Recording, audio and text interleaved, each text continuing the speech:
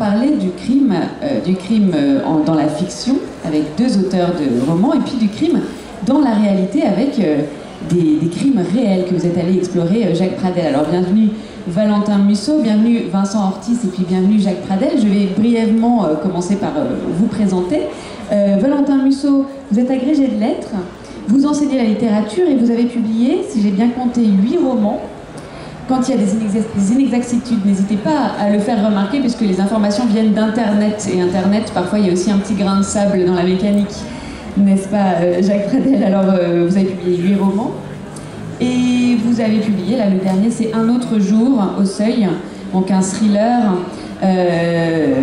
Et vous, Vincent Ortiz, l'histoire de votre livre, Pour seul refuge, est particulière, puisque c'est le livre qui a eu le Grand Prix des enquêteurs 2019, et c'est le Grand Prix des enquêteurs 2019 qui a permis que votre livre soit publié, organisé par les éditions Robert Laffont, avec un jury de spécialistes du crime qui ont lu des manuscrits et qui ont élu le vôtre. Donc félicitations Vincent Ortiz pour la publication de Pour seul refuge, donc dans la collection La Bête Noire. Et puis Jacques Pradel, eh bien vous, on vous connaît, on connaît votre voix, on connaît votre visage. Vous êtes journaliste et grand spécialiste français du fait divers, avec l'émission L'heure du crime, notamment, que vous présentez sur RTL, et puis Chronique criminelle sur TFX, donc à la télévision.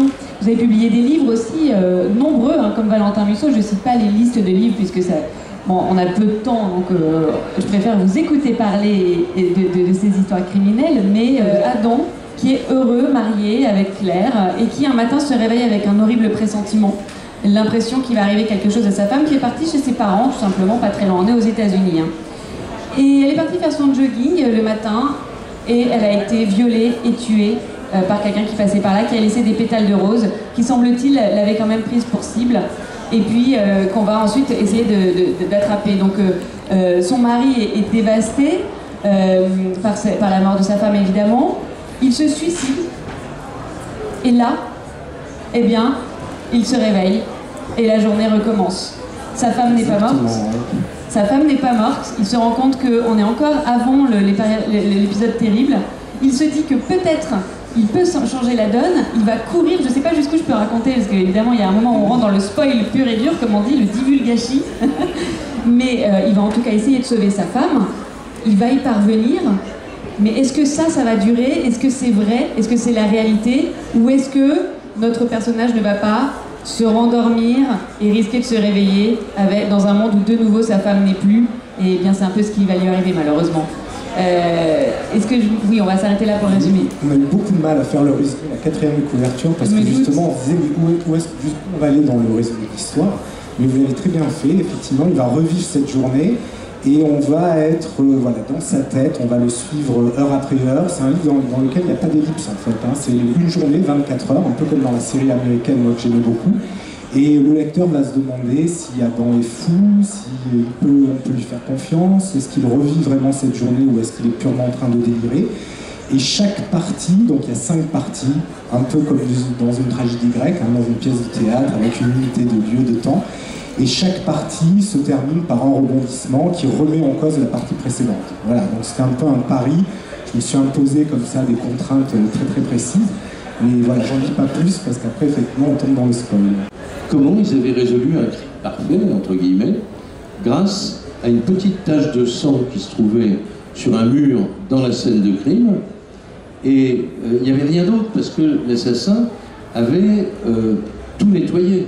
Il était persuadé d'avoir fait le crime parfait. Il avait nettoyé la moquette, il n'y avait pas une fibre, il n'y avait pas un poil, il n'y avait pas une poussière à exploiter pour la police scientifique. Sauf qu'il y avait cette petite tache de sang que remarque cet expert.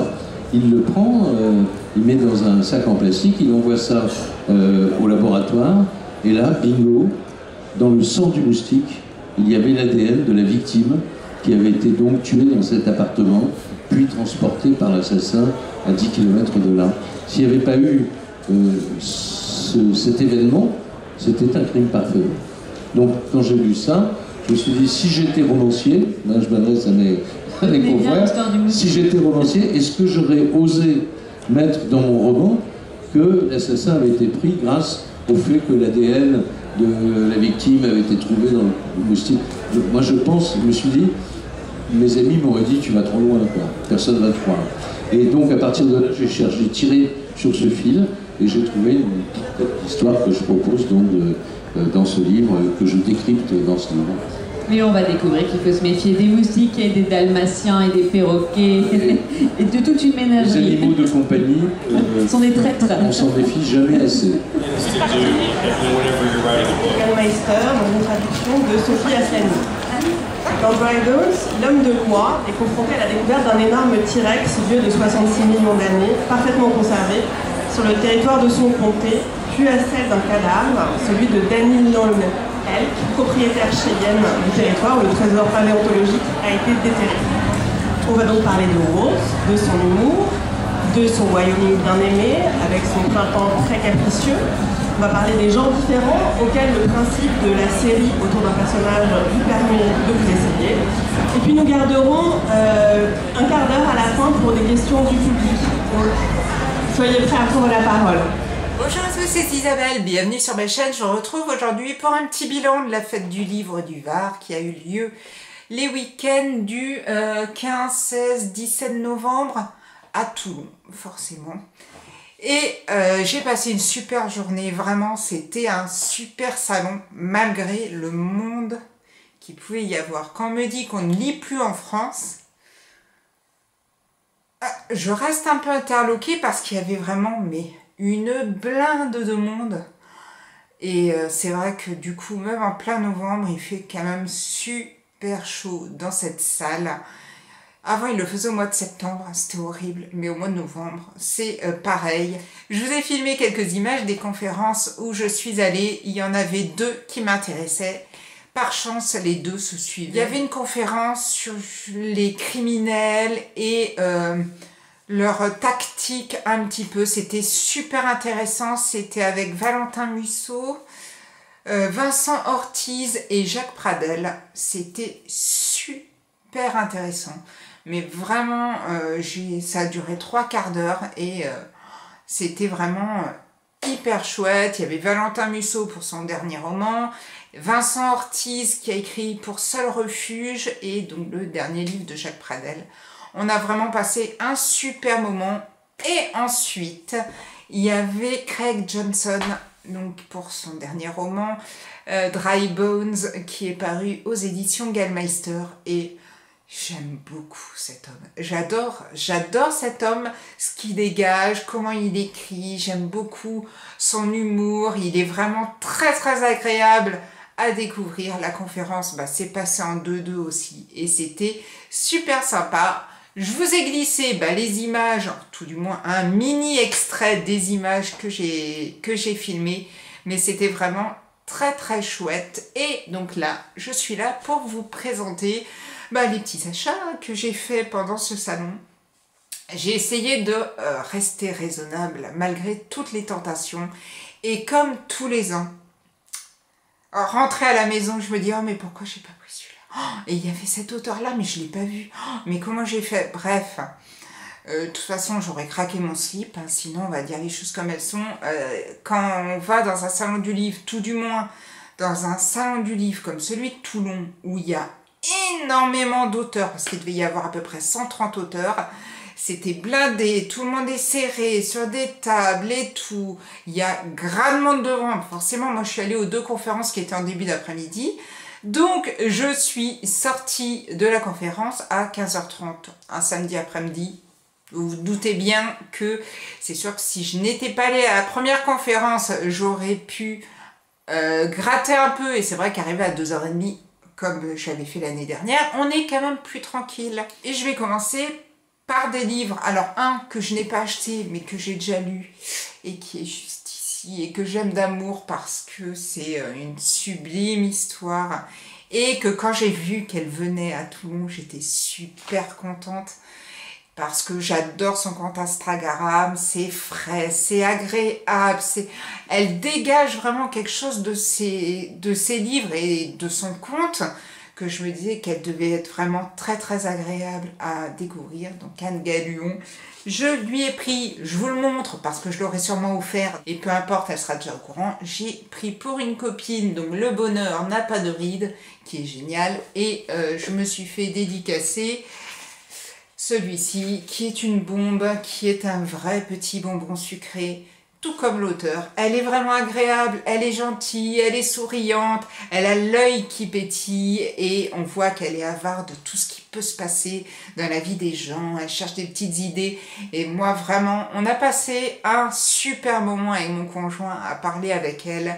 On est reparti, on s'est regardé, on s'est dit elle est vraiment géniale et je ne peux que vous encourager à découvrir ces deux romans-là. Et il y a un troisième roman que moi j'aime beaucoup parce que c'est frais et que ça fait rire, c'est Buzz. Mais faites-vous votre opinion. Moi je voulais le prendre en livre et dommage, il n'était pas sur le stand. Décidément sur ce coup-là, j'ai quand même pas eu de chance parce que tout à l'heure je vous parlerai d'un autre livre que je voulais, que je n'ai pas eu non plus, mais que je me prendrai ailleurs, c'est pas grave. En tout cas, si vous avez l'occasion de la croiser, foncez, c'est du bonheur en barre et ça fait chaud au cœur de rencontrer des gens comme ça. Donc n'hésitez pas à aller vers elle, elle est vraiment adorable, adorable. J'ai pris mon conjoint, du coup c'est pris Grain de sable, le dernier livre de Jacques Pradel, 30 histoires de crimes, presque parfait. C'est un documentaire, et oui, moi qui vous disais dans une de mes dernières vidéos que les documentaires c'était pas pour moi, et finalement, quand on est allé justement à la conférence, on s'est regardé, on s'est dit ça a l'air quand même drôlement intéressant. Alors on va pas non plus se cacher que Jacques Pradel c'est un peu comme Pierre Bellemare, c'est une personne qui vous raconte tellement bien les histoires que vous pourriez vous caler avec un bon café dans un petit canapé et écouter Jacques Pradel vous parler des histoires de crimes. Je pense que je pourrais le faire avec un bon plaid toute l'après-midi. Du coup, on s'est pris celui-ci, Grain de sable, en fait, c'est 30 histoires criminelles qui étaient sur le point d'être des crimes vraiment parfaits, mais un petit grain de sable a fait relancer l'enquête et a fait trouver le coupable.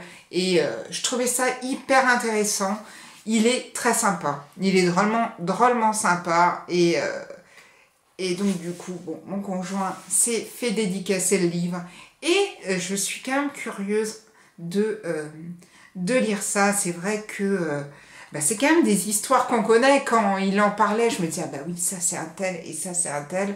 Je me dis que je suis quand même grave au niveau crime, enquête criminelle et tout. Moi c'est vraiment quelque chose qui me passionne.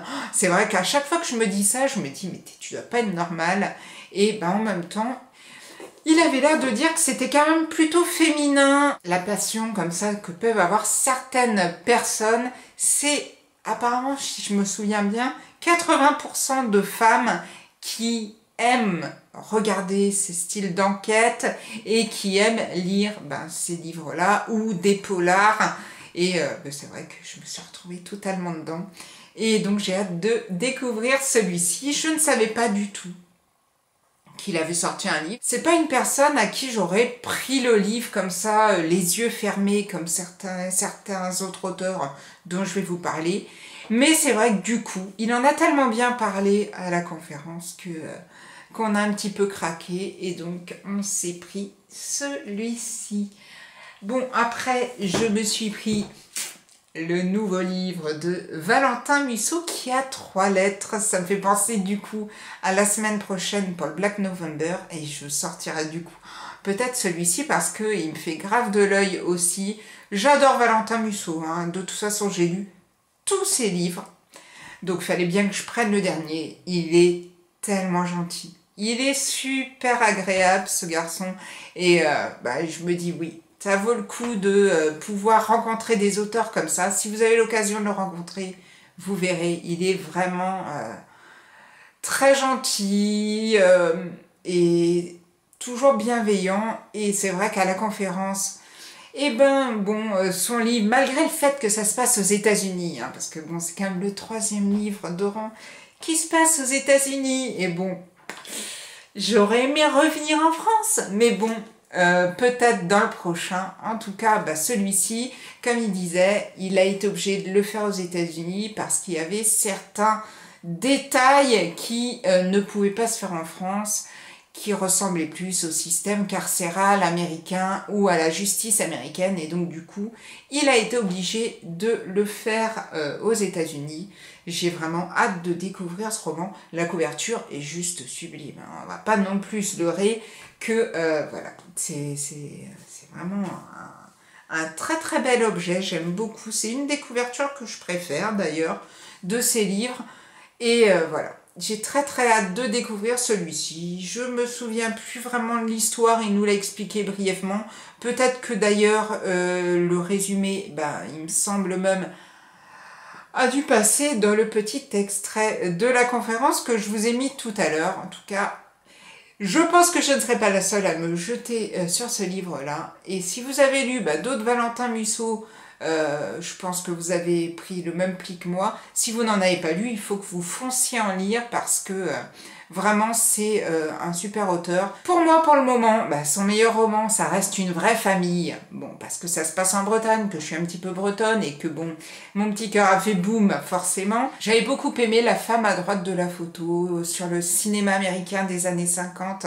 J'avais vraiment beaucoup aimé celui-là aussi. En tout cas, j'ai très hâte de me plonger dans celui-ci. J'ai ensuite vendredi, enfin le vendredi avant d'aller au salon, parce que moi je suis allée au salon le samedi, le vendredi au boulot, j'ai l'habitude d'écouter Sud Radio avec Gérard Collard et Valérie Expert. Et donc vendredi, j'écoutais leur émission. Et il commence à parler du prix du Quai des Orfèvres 2020, Alexandre Gallien, Les cicatrices de la nuit. Et alors ils en parlent, je me dis punaise, ça a l'air super bien comme bouquin.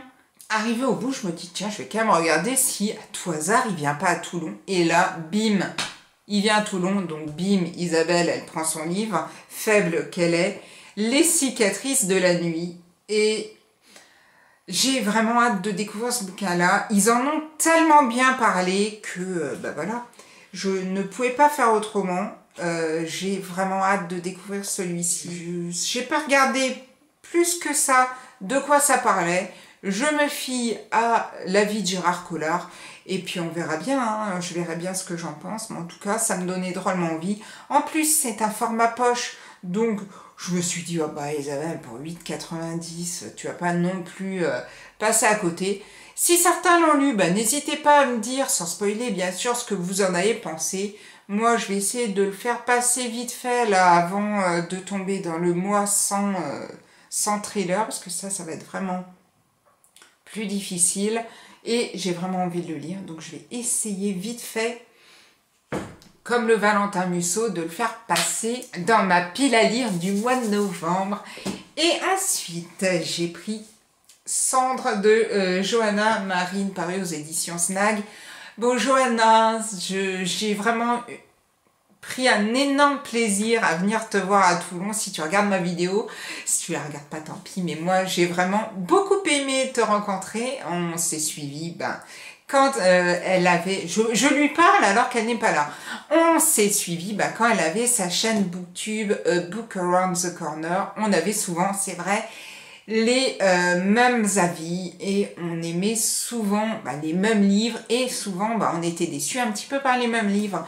Ce qui fait que j'étais super contente de la rencontrer à Toulon, de lui reparler, parce que c'est vrai que ça faisait un moment qu'on la voyait plus sur YouTube, et j'ai pris son roman Cendre. Je n'ai pas regardé plus que ça de quoi ça parlait. J'ai vu qu'elle avait de bonnes notes sur Babelio, donc je pense que tout va bien pour elle, surtout que son rayon se vidait samedi, donc j'étais vraiment super contente pour elle. J'ai hâte de découvrir son roman, et puis j'aime beaucoup en tout cas j'aime beaucoup la couverture parce que je la trouve vraiment super jolie. Et voilà, j'ai vraiment très très hâte de découvrir ce roman. Voilà, c'est quand les les copines comme ça, blogueuses, youtubeuses sortent des bouquins. Je suis vraiment ravie pour eux. Je suis pas sûre, moi, d'en être capable un jour, mais bon, on ne sait jamais. En tout cas, bah, j'ai hâte de découvrir celui-ci. Et on termine déjà, mais bon, heureusement pour mon porte-monnaie, on termine enfin bah, ce petit haul de la fête du livre. Alors moi, il faut savoir que je n'achète pas beaucoup de livres. J'achète vraiment très très peu de livres. Des fois, je me fais des petites listes que je donne à mon conjoint pour mon anniversaire ou pour Noël, enfin ce genre de choses où je glisse des idées de livres, mais c'est vrai que j'en achète très peu puisque à la médiathèque, j'ai quasiment tout ce que je veux. Donc pourquoi en acheter si je peux les emprunter à la médiathèque? Donc en général, quand j'achète, c'est soit un livre bah, que je n'ai pas pour l'instant à la médiathèque, donc du coup, je l'achète, soit un livre d'un auteur que j'adore et que du coup j'achète, soit un livre bah, que je veux absolument avoir et que du coup j'achète. Et dans les livres que je veux absolument avoir et les auteurs que j'aime beaucoup, et ben il y a David Leleilo et il a sorti Un oiseau de nuit à Buckingham. C'est toujours aux éditions Anne Carrière et ça parle de la reine d'Angleterre. Ça a l'air vraiment très très très doux comme tous ces romans. C'est à Buckingham, il y a la reine d'Angleterre qui s'est endormie dans sa chambre et à un moment, elle se réveille et à côté d'elle, elle trouve un homme. Elle se demande bah, qui c'est, qu'est-ce qu'il lui veut et alors s'instaure un peu un dialogue entre ces deux personnes et ça a l'air terriblement séduisant. Donc du coup, celui-ci sera, vous le retrouverez sûrement dans ma pile à lire du mois de décembre puisque... ben c'est pas un thriller, donc ça sera parfait pour.